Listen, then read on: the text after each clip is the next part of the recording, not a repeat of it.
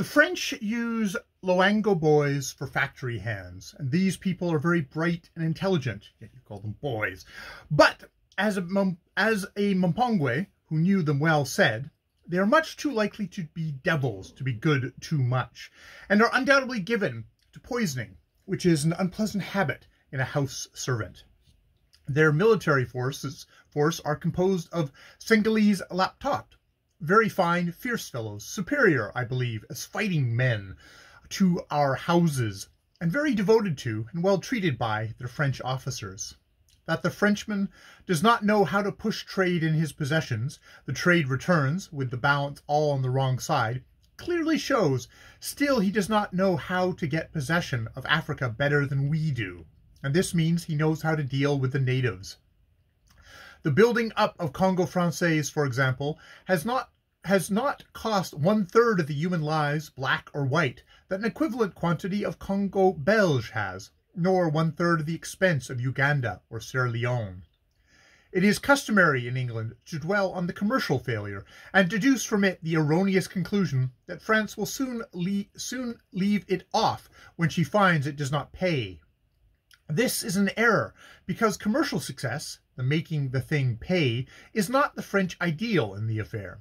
It is our own, and I am the last person to say our ideal is wrong, but it is not the French ideal, and I am the last person to say France is wrong either. There may exist 100 or more right reasons for doing anything, and the reason France has for her energetic policy in Africa are sound ones. For they are the employment of her martial spirits where their activity will not endanger the state, the stowing of these spirits in Paris having been found to be about as advisable as stowing overproof spirits and gunpowder in a living room with plenty of lighted lucifers blazing round.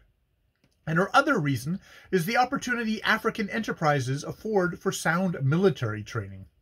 You will often hear in England regarding French annexation in Africa, "Oh, let her have the deadly hole, and much good may it do her."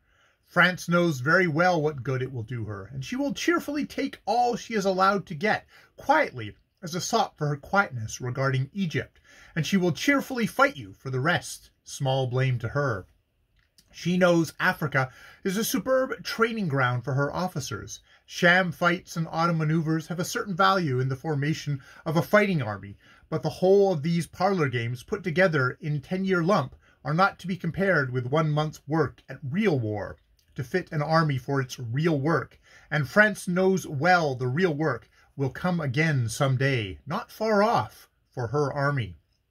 How soon it comes she little cares, for she has no ideal of peace before her, never has had, never will have, and the next time she tries conclusions with one of us Teutonic nations, she will be armed with men who have learned their trade well on the burning sands of Senegal, and they will take a lot of beating.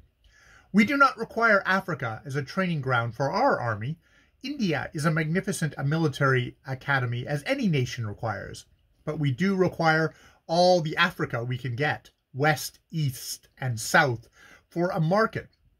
And it is here we clash with France, for France not only does not develop the trade of her colonies for her own profit, but stamps trade at large out by her preferential tariffs, etc., so that we cannot go into her colonies and trade freely as she and Germany can come into ours.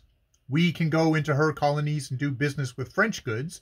This is done, but French goods are not so suitable from their make nor capable of being sold at sufficient profit to make a big trade. But France throws few obstacles, if any, in the matter of plantation enterprise. Still, this enterprise, being so hampered by the dearth of good labor, is not at present time highly remunerative in Africa.